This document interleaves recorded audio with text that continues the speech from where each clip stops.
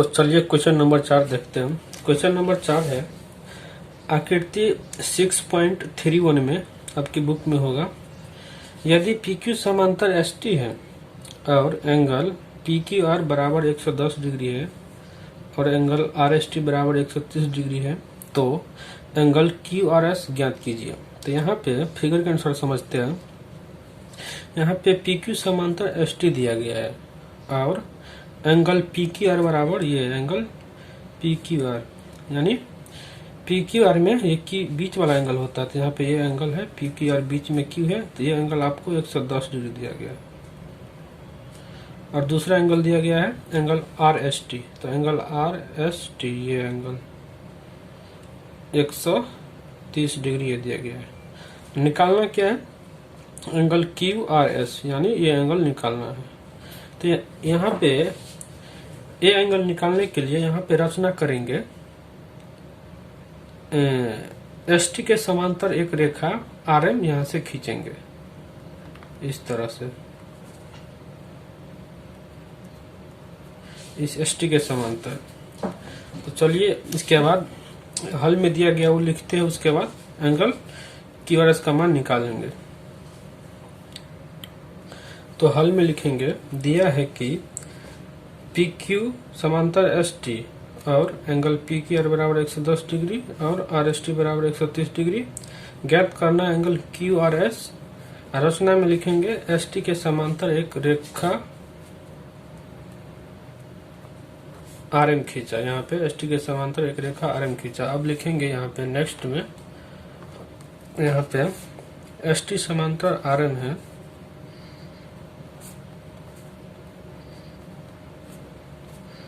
और तिर्यक रेखा SR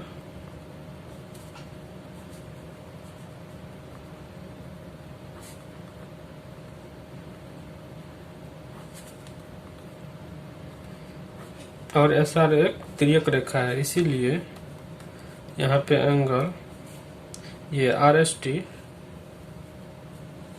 plus angle SRM कितना हो जाएगा, 180 डिग्री। क्यों होगा 180 डिग्री, क्योंकि यहाँ पे ST समांतर RM है और SR एक तिर्यक रेखा है।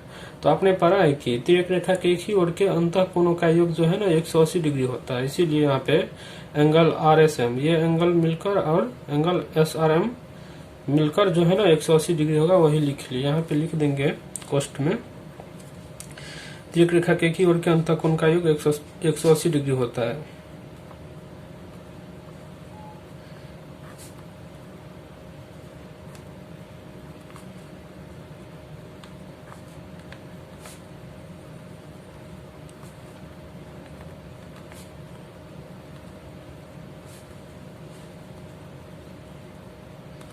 योग से, यानी तिर्यक रेखा के एक ही ओर के अंतः कोण के योग से यहाँ पे 180 डिग्री हो गया।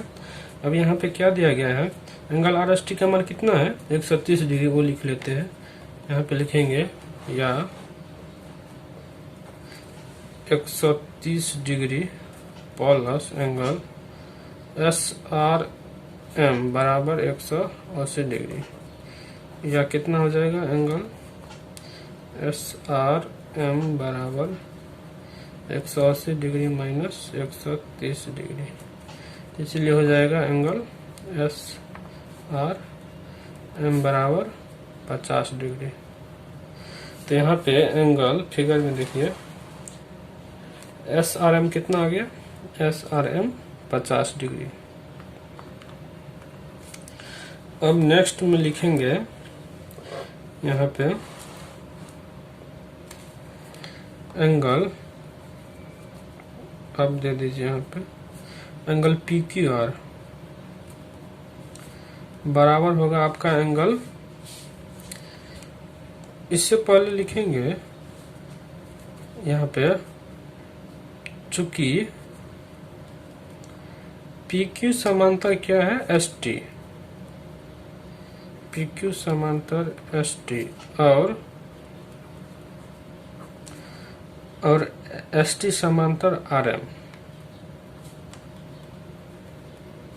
तो आपने क्या लिखा है, क्या पढ़ा है उसमें, परिमेय 6.6 में पढ़ा है कि एक ही रेखा के समांतर रेखा ही समांतर होती है। यहाँ पे पीक्यू के एसटी के समांतर पीक्यू है और एसटीए के समांतर आरएम है। तो यहाँ पे आरएम और पीक्यू और आरएम आपस में समांतर होगा। तो यहाँ पे लिखेंगे पीक्यू समांतर आरएम और क्यू आर एक तिर्यक रेखा है।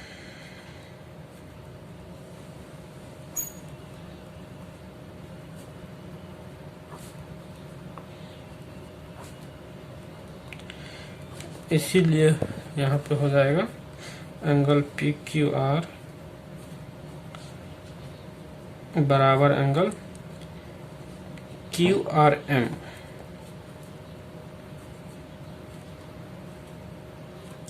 एकांतर कोण से अंतः कोण, एकांतर अंतः कोण से। तो यहाँ पे पी क्यू आर का मान कितना है 110 डिग्री, वो लिख लेते हैं 110 डिग्री बराबर यहाँ पे एंगल क्यू आर एम को हम लिख सकते हैं। फिगर में देखिए एंगल क्यू आर एम को लिखेंगे angle Q R S plus angle S R M, क्योंकि क्यू आर एस और एंगल एस आर एम को जोड़ेंगे, इस एंगल और इस एंगल को जोड़ेंगे ना, तो एंगल आ जाएगा टोटल अपना ये पूरा क्यू आर एम। तो यहाँ पे क्यू आर एम के जगह पे लिखेंगे वही इन दोनों का sum angle Q R S plus angle S R M.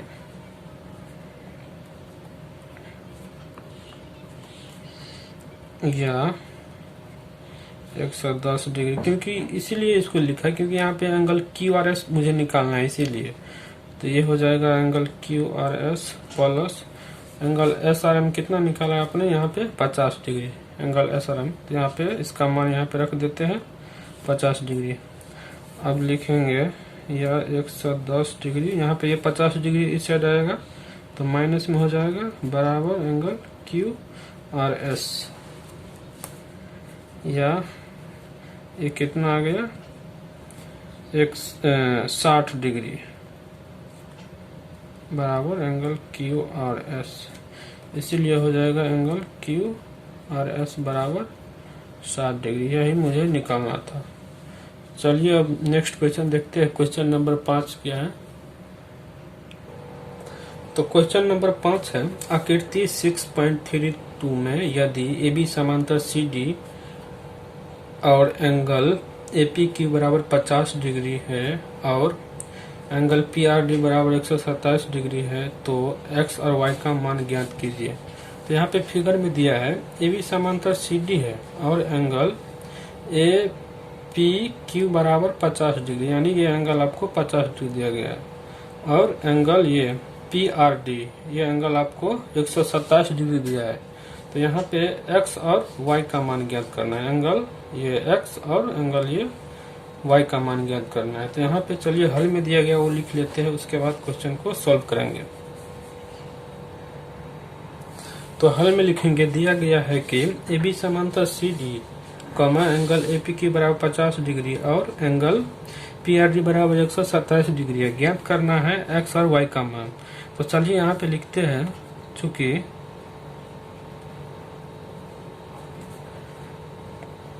A B समांतर सी डी है और पी की एक तिर्यक रेखा है।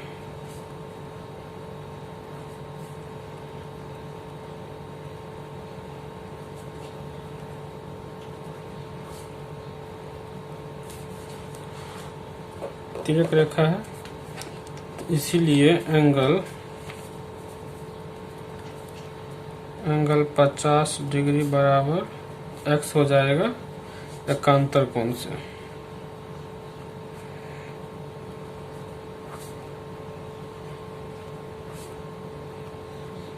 फिगर से समझते हैं। यहाँ पे ए बी समांतर सी डी है और पी की एक तिर्यक रेखा है। तो यहाँ पे एंगल 50 बराबर एंगल x हो जाएगा, क्योंकि यहाँ पे एकांतर कोण बराबर है। ये P पी क्यू तिर्यक रेखा है ना, तो इस साइड का कोण ये और इस साइड का ये कोण एकांतर अंतर कोण से यहाँ पे x बराबर 50 डिग्री हो गया। एकांतर अंतर कोण को सीधे हम एकांतर कोण भी बोल सकते हैं। तो यहाँ पे x का मान तो आ गया, अब निकालना है y का मान, यहाँ पे लिख देंगे, इसीलिए x बराबर आ गया 50 डिग्री। तो y का मान निकालने के लिए क्या करेंगे, यहाँ पे लिखेंगे देखिए त्रिभुज में, देखिए त्रिभुज पी क्यू आर में यहाँ पे पी आर डी जो है ना बहिष्कोण है। यहाँ पे इस शीर्ष को यहाँ तक बढ़ाया गया है तो इसको बहिष्कोण बोलते हैं। तो बहिष्कोण बराबर क्या होता है, बहिष्कोण अभिमुख अंतःकोण के बराबर होते हैं। यानी विपरीत के जो इनके त्रिभुज के अंदर में जो इसके पीछे दो कोण है ना, इसके योग के बराबर होता है बहिष्कोण। आप नेक्स्ट अब थ्योरम में पढ़ोगे कि त्रिभुज के बहिष्कोण अभिमुख अंतःकोण के योग के बराबर होते हैं। यहाँ पे अभिमुख यानी अभिमुख मतलब होता है विपरीत, यानी पीछे वाले दो कोण के योग के बराबर होता है। यहाँ पे लिखेंगे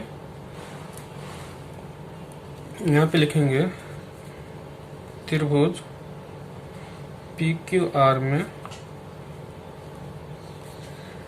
एंगल पी ए आर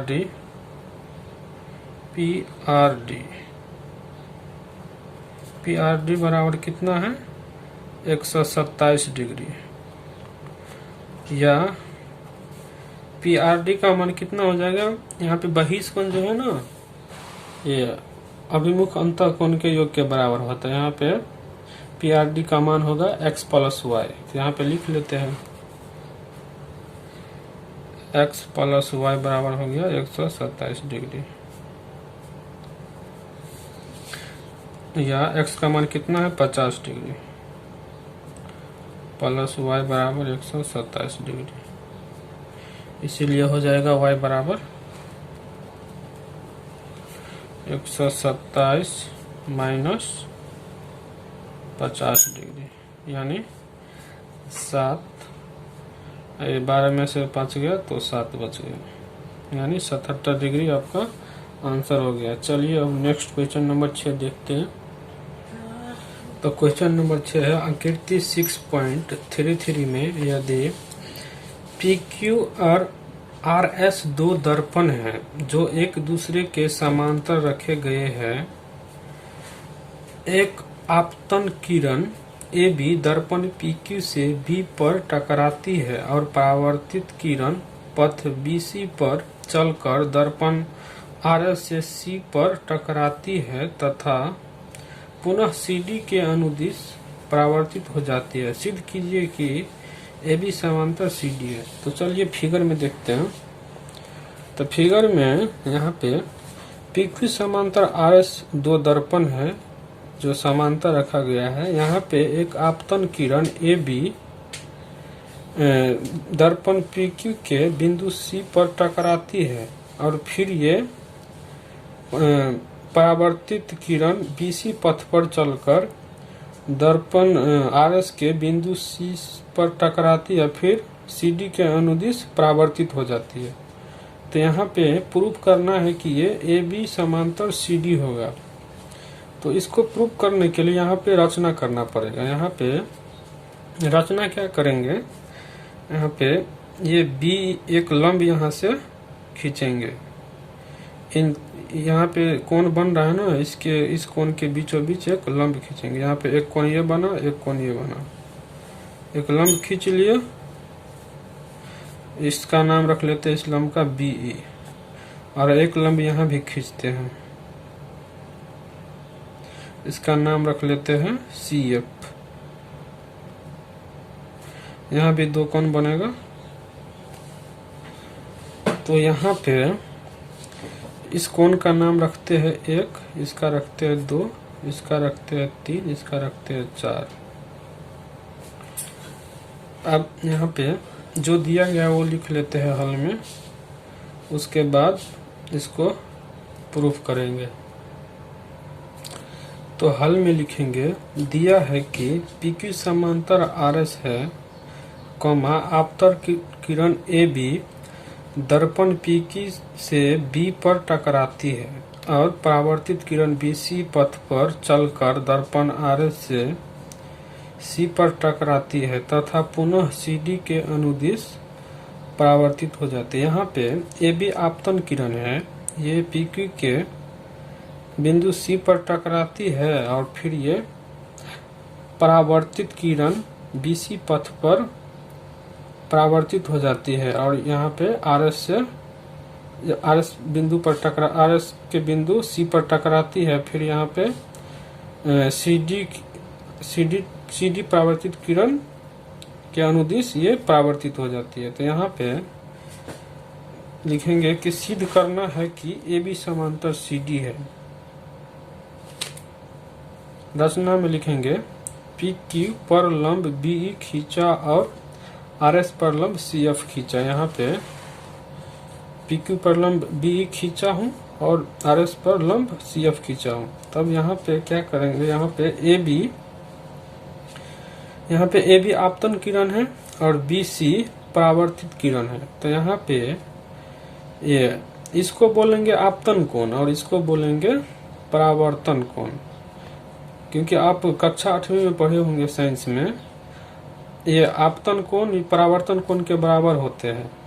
इसी प्रकार यहाँ भी ये इसके लिए हो गया, दर्पण RS के लिए हो गया आपतन कोण, ये हो गया परावर्तन कोण। तो यहाँ पे भी आपतन कोण ये बराबर आपतन कोण ये होता है। तो चलिए इसको लिख लेते हैं, आपतन कोण बराबर परावर्तन कोण। यहाँ पे लिखेंगे, हम जानते हैं कि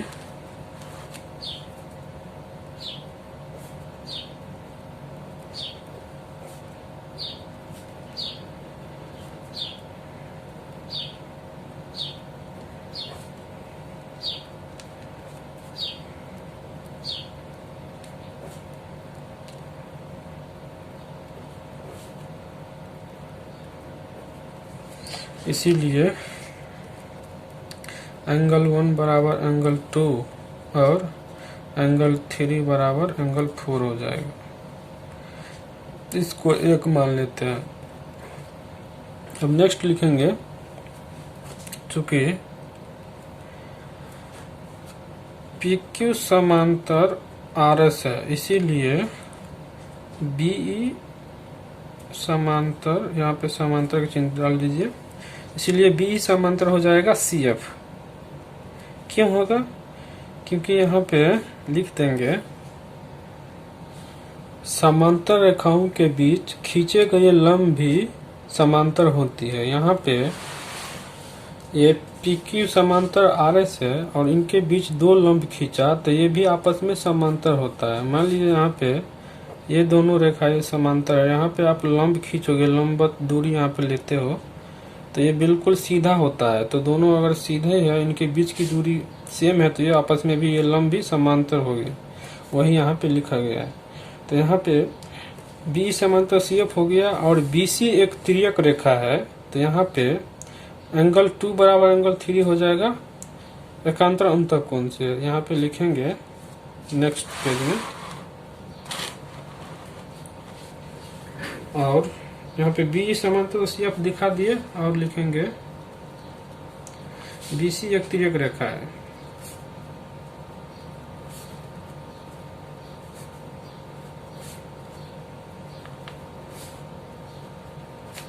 इसीलिए एंगल 2 बराबर एंगल 3 हो जाएगा। इसको 2 मान लेते हैं। फिगर में एंगल 2 बराबर एंगल 3 हो गया, क्योंकि यहाँ पे BE समांतर CF है और BC एक तिर्यक रेखा है, तो यहाँ पे एकांतर कोण से ये 2 बराबर 3 हो जाएगा। अब समीकरण 2 और 3 में क्या है,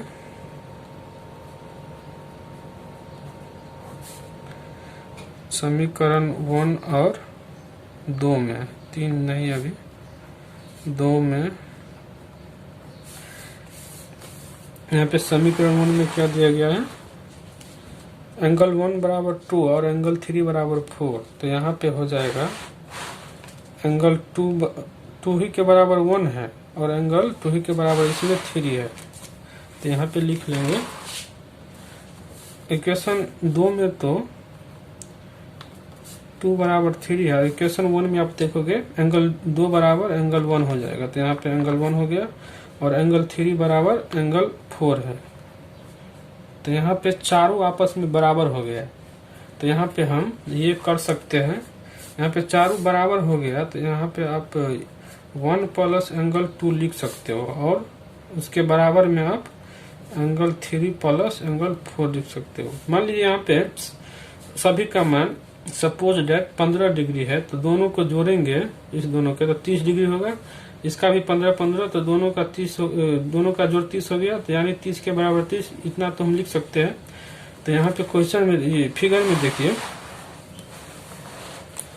एंगल 1 और 2 मिलकर क्या बन रहा है, एंगल ABC। ये पूरा एंगल 1 2 मिलकर ये कोण पूरा बन रहा है, यानी एंगल ABC। और एंगल 3 और 4 मिलकर क्या बन रहा है, एंगल BCD। ये 3 और 4 मिलकर ये कोण बन रहा है, और 1 और 2 मिलकर ये बन रहा है। तो यहाँ पे एंगल ABC बराबर क्या हो जाएगा, एंगल BCD। तो यहाँ पे लिख देंगे एंगल 1 प्लस 2 क्या मिलकर बना था, एंगल ABC बराबर ये 3 प्लस 4 मिलकर क्या बना था, एंगल BCD। तो यहाँ पे लिखेंगे चूंकि BC एक तिर्यक रेखा है और एकांतर कोण ABC और BCD बराबर है, इसीलिए ये रेखा AB समांतर CD हो जाएगा। फिगर में देखते हैं, यहाँ पे BC तो एक तिर्यक रेखा है और ये एंगल ABC बराबर एंगल ये BCD हो गया, ये एंगल और ये एंगल बराबर हो गया, ये एकांतर कोण है, इसीलिए AB समांतर CD होगा। क्योंकि यहाँ पे BC एक तिर्यक रेखा है, इसीलिए ये कोण एकांतर कोण से बराबर हो गया, इसीलिए AB समांतर CD हो गया। यही सिद्ध करना था, तो यहाँ लिखेंगे सिद्ध हुआ।